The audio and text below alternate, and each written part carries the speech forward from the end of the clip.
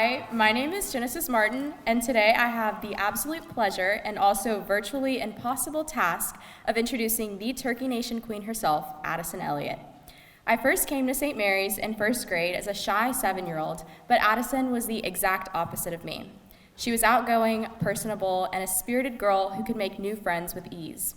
I was glad to be one of those friends as we spent a lot of our early days facing off against each other when I played for Holy Communion and she played on our rival team, 2PC.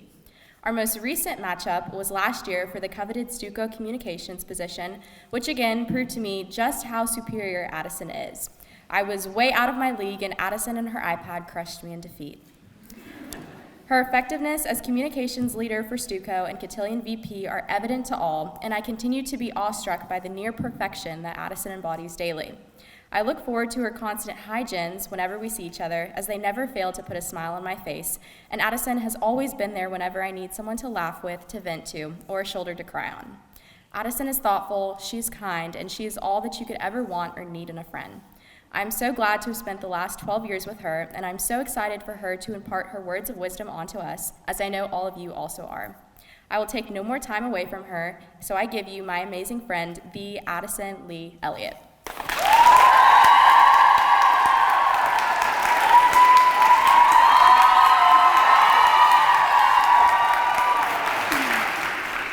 If you know me, you know I run a pretty tight ship.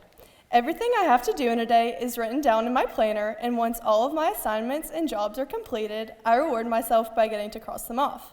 For a type A person like me, when things do not go to plan, they tend to have a strong impact on me.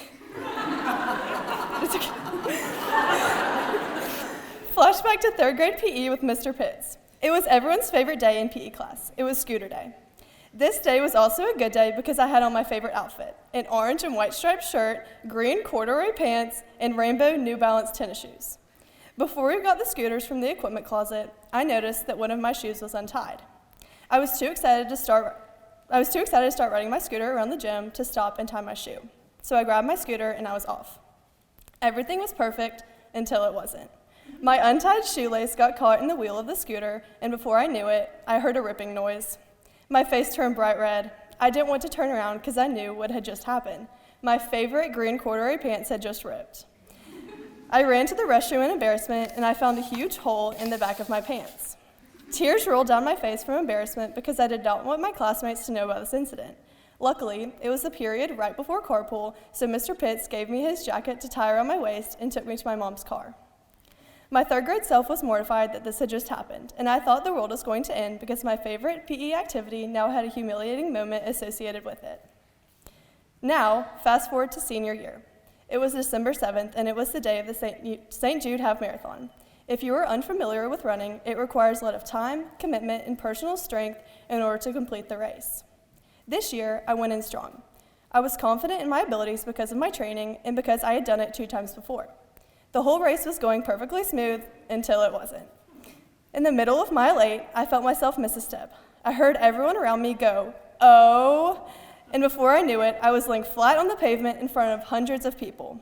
At first, I felt my face starting to get red, similar to my scooter incident in 3rd grade, but luckily my running buddy, Audrey, and a kind man helped me up.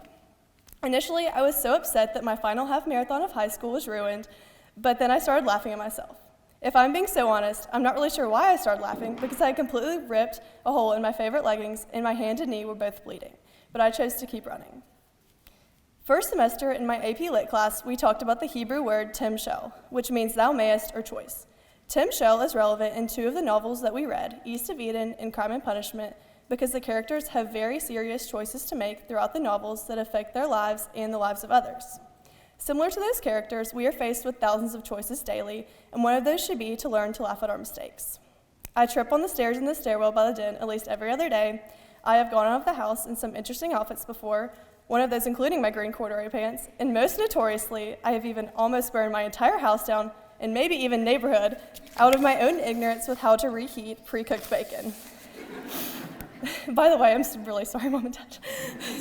Anyways, I tell you these things because we don't choose laughter, we tend to bundle up our emotions and not forgive ourselves for messing up. After thinking about who taught me how to be more lighthearted and cut myself some slack, I realized I have learned this from growing up with the best, the class of 2025. To my 72 lovely classmates, From getting evicted from the Commons twice in high school, to doing some strange activities at Camp McDowell, to standing on the side of the highway in the middle of nowhere, Alabama due to the bus fire, to performing multiple lip sync battles, and everything in between, we've really done it all. I would not have wanted to grow up with anyone else. Next year, when I first get to Fayetteville, I will be looking for people like y'all who I'm able to laugh with when embarrassing, unplanned things happen. If I could go back and tell third grade Addison anything, it would be this. Sometimes crazy, unexpected things happen, but instead of getting embarrassed and feeling ashamed of yourself, the best thing you can learn to do is to choose to laugh at yourself and, more importantly, surround yourself with people who can laugh with you. Thank you.